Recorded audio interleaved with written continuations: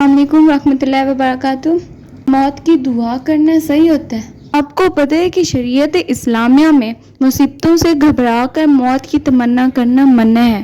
اپنی روزمرہ زندگی میں بہت سے ایسے لوگ دیکھتے ہیں جو ذرا سی مصیبت آنے پہ بھی موت کی دعا مانگتے ہیں، ذرا سا کوئی درد مل جائے تو موت کی دعا مانگتے ہیں کہ ہم مر کیوں نہیں گئے۔ کوئی شخص اگر مشکل میں ہے، مصیبتوں میں ہے، کسی بیماری میں ہے تو کہتے ہیں کہ اس بیماری سے تو بہتر ہے کہ ہم مر ہی جائیں۔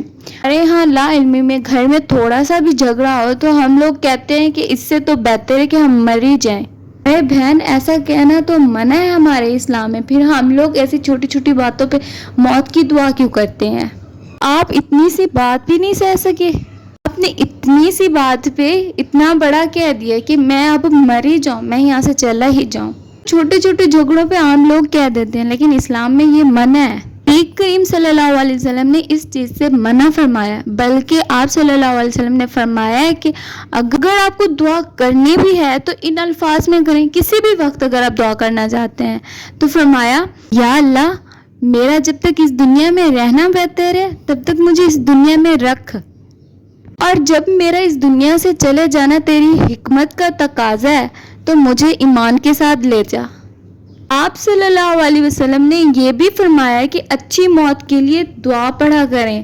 وہ دعا ہے، بسم اللہ الرحمن الرحیم، اللہم اعنی علی غمرات الموت و سکرات الموت، یعنی اے اللہ، موت کی سختیوں اور اس سے طاری ہونے والی بے ہوشیوں میں میری مدد فرما۔ صلی اللہ علیہ وسلم نے یہ بھی فرمایا کہ مصیبتوں سے گھبرا کر موت نہ مانگو۔ اگر تم برے ہو تو پھر بھی موت نہ مانگو، ہو سکتا ہے کہ اللہ تمہیں توبہ کی توفیق دے دے۔